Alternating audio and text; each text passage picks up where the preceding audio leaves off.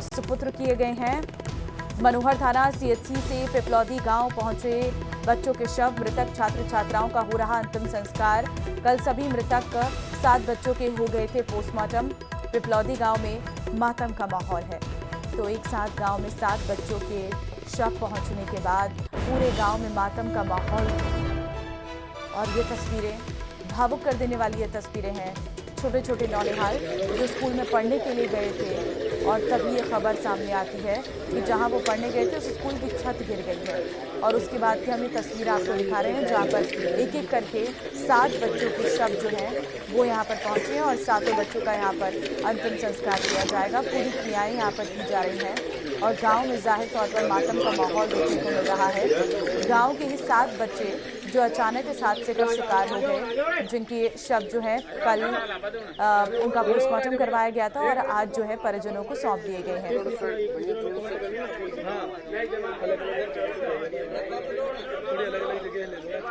तो आप तस्वीरें देख सकते हैं, लाइव तस्वीरें इस वक्त हम आपको दिखा रहे हैं।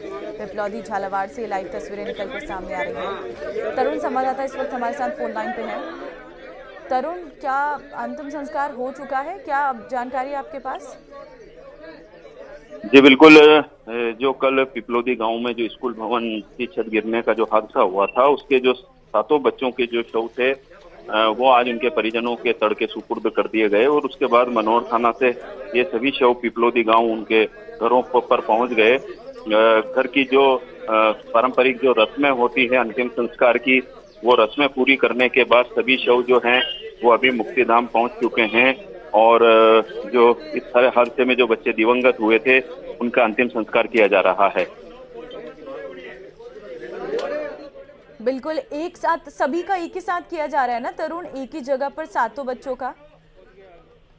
जी, इसमें क्योंकि ये सभी बच्चे अलग अलग घरों के बच्चे थे, तो अलग अलग घरों से इनकी जो अंतिम यात्राएं हैं वो गांव में शुरू हुई हैं और ये अंतिम यात्राएं मोक्ष धाम पर पहुंच रही हैं और उसके बाद में इनका वहां पर अभी जो पारंपरिक जो भी अंतिम संस्कार की क्रिया होती है वो पूरी करने के बाद इनका सभी का गमगीन माहौल में अंतिम संस्कार किया जा रहा है। पूरे गांव में मातम पसरा हुआ है, शोक का माहौल है।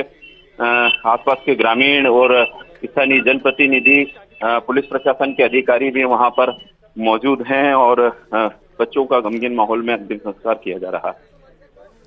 बिल्कुल, और गमगीन माहौल हो भी क्यों ना, अपनों को, अपने छोटे छोटे बच्चों को यहाँ पर परिजनों ने अंतिम विदाई दे रहे हैं और उनका अंतिम संस्कार हो रहा है। क्या उम्र होगी इन 7 बच्चों की तरुण? जी, ये सभी बच्चे जो थे ये 10-12 साल से 14-15 साल की उम्र के बीच के बच्चे हैं और जैसे कि कल 24 घंटे पहले ही ये आज सवेरे की तरह ही कल सवेरे ये स्कूल पहुंचे थे। शिक्षा ग्रहण करने के उद्देश्य से स्कूल पहुंचे थे, लेकिन एक दुखद हादसे में इन्हें अपनी जान गंवानी पड़ी। हालांकि सारे घटनाक्रम के बाद अब सरकार भी चेती है, शिक्षा विभाग भी चेता है और जो 5 जो शिक्षक हैं, जिसमें एक प्रधानाध्यापिका है स्कूल की, उन्हें निलंबित किया जा चुका है और सारे मामले की जांच के आदेश दिए जा चुके हैं। लेकिन अब सारे घटनाक्रम के बाद अब सरकार ने भी आगे बढ़कर अब इस सारे मामले में जो इस तरह के जो जर्जर स्कूल हैं, जो क्षतिग्रस्त भवन हैं, उन्हें चिन्हित कर रही है और उसके लिए शिक्षा विभाग ने बाकायदा अधिकारियों को अलग अलग ब्लॉक में तैनात किया है कि जिले में इस तरह के और कितने स्कूल है जो इस खस्ता हालत में है, जो खतरे का सबब बन सकते हैं, उन्हें चिन्हित किया जाए ताकि फिर से दोबारा इस तरह का कोई हादसा सामने नहीं आए। जाहिर तौर पर चिन्हित करने के निर्देश दे दिए गए हैं, लेकिन ये एक दुख बड़ा है कि जब कोई हादसा हो जाता है उसके बाद निर्देश दिए जाते हैं। ये सबसे बड़ी विडंबना है यहाँ पर। लेकिन अभी जो लाइव तस्वीरें आपके कैमरे से हम देख पा रहे हैं कि यहाँ पर एक ही जगह पर शायद 7 बच्चों का अंतिम संस्कार किया जा रहा है। क्या यहाँ पर 7 बच्चों के शव लाए गए हैं? जी, यहाँ पर जो मुक्तिधाम है पिपलौदी गांव का, यहाँ पर एक एक करके, चूंकि बच्चे अलग अलग घरों के हैं तो सब अलग अलग घरों से बच्चों की जो अंतिम यात्राएं शुरू हुई है और वो मोक्षधाम पहुंच रही हैं और उसके बाद ही जो पुलिस प्रशासन के अधिकारियों और स्थानीय जनप्रतिनिधि, ग्रामीणों की मौजूदगी में इन्हें अंतिम विदाई दी जा रही है। बिल्कुल तरुण, और यहाँ पर सरकार ने क्या निर्देश दिए हैं खास तौर पर? क्या इस स्कूल को दोबारा से यहाँ पर निर्माण कराया जाएगा, क्योंकि गांव के लोगों का कहना है कि ये इकलौता स्कूल है जहाँ पर बच्चे पढ़ाई करने के लिए जाते हैं? जी बिल्कुल, सरकार ने ये निर्देश दिए हैं कि अब इस तरह के क्षतिग्रस्त या जो भी जर्जर भवन है उसमें क्लासेस नहीं लगेगी। अब किसी भी हालत में इस तरह की क्लासेस नहीं लगेगी और जो स्थानीय शिक्षा अधिकारी है उन्हें भी पाबंद किया गया है कि आगे से इस तरह की घटनाएं ना हो। इसके लिए विभाग के उच्चाधिकारियों को पहले ही अवगत कराया जाए कि उनके क्षेत्र में इस तरह के कौन कौन से और ऐसे स्कूल हैं जो आगामी दिनों में किसी भी तरह के हादसे का सबब बन सकते हैं। तो इसको चिन्हित करने की प्रक्रिया भी अब शुरू हो चुकी है। और जैसे कि कल रात मदन दिलावर भी पहुंचे थे झालावाड़ मेडिकल कॉलेज अस्पताल और उन्होंने भी जो घायल बच्चे हैं उनके परिजनों से भी मुलाकात की थी और सारे मामले में उन्होंने कहा था कि यह हादसा हुआ है जो कि दुखद है, मैं इसकी जिम्मेदारी लेता हूं और इस घटना में जो भी निचले स्तर पर लापरवाही हुई है तो उन जिम्मेदार जो कर्मचारी अधिकारी हैं उनके खिलाफ भी सख्त कार्रवाई की जाएगी। बिल्कुल, जिम्मेदारों पर सख्त कार्रवाई की बात तो यहाँ पर की जा रही है, लेकिन तरुण ये सबसे बड़ा सवाल है कि अब इन बच्चों की शिक्षा को लेकर जिस तरीके का ये स्कूल था जहाँ पर ये शिक्षा ले रहे थे, वो स्कूल तो इतना दयनीय हालत है कि बच्चे यहाँ पर पढ़ भी नहीं सकते। क्या कोई और वैकल्पिक इंतजाम की बात कही गई है? जी फिलहाल जो वैकल्पिक व्यवस्थाएं इनके लिए की जाएंगी, गांव के दूसरे बच्चों के लिए भी जो पास के दूसरे स्कूल में इनकी व्यवस्थाएं की जाएगी या गांव के ही किसी अन्य भवन में ये जो स्कूल संचालित किया जाएगा, क्योंकि वो जो भवन है स्कूल का वो काफी क्षतिग्रस्त हो गया था और बाद में राहत और बचाव कार्य के दौरान फिर उसका जो बचा हुआ हिस्से को भी ढहा दिया गया था। तो अब जो बच्चे हैं वो पढ़ेंगे सरकारी स्कूल में ही, लेकिन जो पास के जो किसी सरकारी स्कूल में उन्हें शिफ्ट किया जाएगा या फिर जो वहीं गांव के ही किसी भवन को किराए से लेकर शिक्षा विभाग वहां स्कूल संचालित करेगा। लेकिन अभी सारे घटनाक्रम में जो ये दर्दनाक हकीकत सामने आई है स्कूल भवनों को लेकर, इसके बाद ये एक सवाल या निशान जरूर है कि क्या पहले नहीं चेता जा सकता था, पहले इस तरह के कदम नहीं उठाए जा सकते थे, इस हादसे को रोका जा सकता था। लेकिन ये विडंबना है कि इस घटनाक्रम के बाद ही सरकार और प्रशासन चेता है और ये दुखद हादसा सामने आया। बिल्कुल यही विडंबना है, क्योंकि ये देखने को मिलता है जाहिर तौर पर इन स्कूलों को चिन्हित करना था लेकिन नहीं किया गया, इंतजार किया गया किसी हादसे का, और जब यह हादसा हुआ तो इसमें छोटे छोटे नौनिहालों की जान चली गई, जिसमें 7 की संख्या अपने आप में बहुत बड़ी होती है। फिलहाल अभी कितना और समय लग जाएगा यहाँ पर, क्या जानकारी आपको मिल रही है अंतिम संस्कार में तरुण?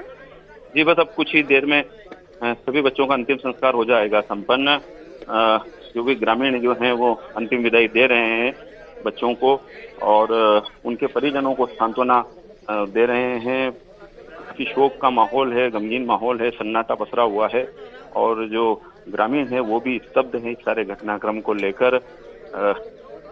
कल से ही गांव में चूल्हा नहीं जले हैं घरों में, लेकिन अब इस सारे घटनाक्रम के बाद जो ग्रामीण है वो भी जो पीड़ित परिवारों के साथ में ही खड़े हुए हैं, उनके साथ हैं इस दुख की घड़ी में और अब इन बच्चों को अंतिम विदाई दी जा रही है। जो सरकार के साथ बातचीत हुई है, क्या उससे परिवार के ये लोग संतुष्ट हैं? जी बातचीत के बाद संतुष्ट तो मतलब ये समझौता सा कहा जाएगा, क्योंकि मुआवजा राशि से किसी का बच्चा नहीं लौटाया जा सकता। तो पीड़ित परिवारों का भी यही कहना है कि 10 लाख रुपए का मुआवजा किसी बच्चे की जान की कीमत नहीं हो सकता, लेकिन ये सरकार ने केवल उनके घावों पर एक मरहम रखने का प्रयास किया है कि परिवार के एक सदस्य को संविदा पर नौकरी और 10 लाख रुपए का मुआवजे के साथ में इस चीज की भी घोषणा की है कि जो नया स्कूल भवन बनेगा उसके लिए 1 करोड़ रुपए की राहत, 1 करोड़ रुपए की राशि निर्धारित की गई है। और वहीं जो नया स्कूल बनेगा उसके जो क्लासरूम्स होंगे उनके नाम भी इन दिवंगत बच्चों के नाम पर होंगे, ताकि उनकी जो स्मृति है उसे चिरस्थायी बनाई जा सके। बिल्कुल, ये तो एक कदम है कि किस तरीके से इस गांव का माहौल शांत किया जाए, लेकिन आपको मैं इस गांव के बारे में, इस इलाके के बारे में आपसे जानना चाहूँगी।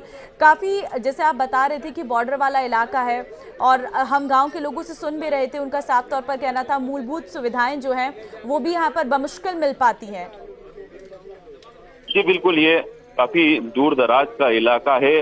झालावाड़ जिले के अंतिम छोर पर बसा हुआ जो मनोर थाना उपखंड क्षेत्र है, उसी के इलाके में, उसी के ब्लॉक में दांगीपुरा थाना क्षेत्र का ये पिपलौदी गांव है, जो कि मध्य प्रदेश की सीमा के नजदीक लगता है। तो काफी पिछड़ा इलाका है जहाँ पर मूलभूत सुविधाओं की कमी है। अच्छे स्कूल भवन नहीं है, अच्छी आंगनबाड़ी नहीं है।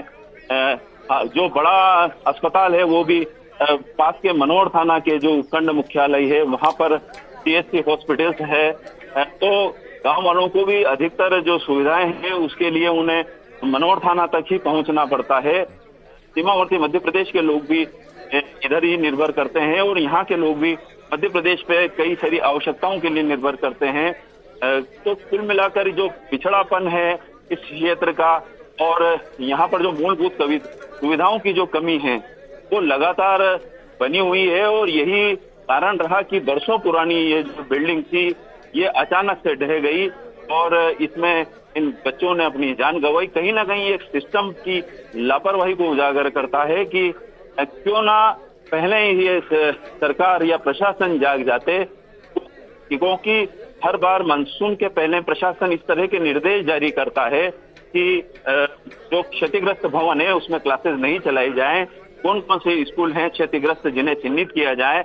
हालांकि कल इस सारे घटनाक्रम के बाद जब शिक्षा सचिव वहां पर मौके पर पहुंचे थे, कृष्ण कुणाल पहुंचे थे, उन्होंने और झालावाड़ के जिला कलेक्टर ने भी यही बयान दिया था कि तो लिस्ट हमारे पास आई थी मानसून से पहले कि जो जो क्षतिग्रस्त भवन हैं उनकी मरम्मत करवाई जानी है, उसमें इस स्कूल का नाम शामिल नहीं था।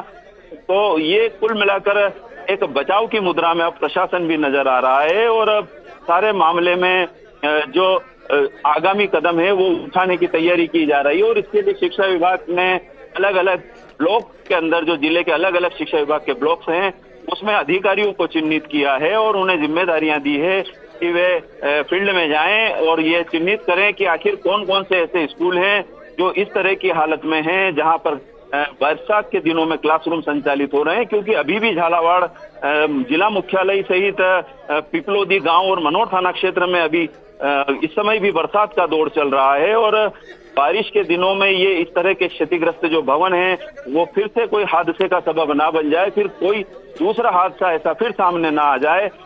इसी की को रोकने की अब जो कवायद है वो शिक्षा विभाग और जिला प्रशासन जुटा हुआ है, लेकिन कहीं ना कहीं इस सारे मामले में आला अधिकारी प्रशासन अपनी जिम्मेदारी से नहीं बच सकते, शिक्षा विभाग अपनी जिम्मेदारी से नहीं बच सकता, क्योंकि बच्चों ने अपनी जान गंवाई है, 22 बच्चे घायल हुए हैं इस सारे घटनाक्रम में और इस तरह के सारे हादसे सबक लेने वाले हादसे हैं, लेकिन जिनकी लापरवाही से ये हादसा सामने आया है उनकी भी जिम्मेदारी तय की जानी चाहिए।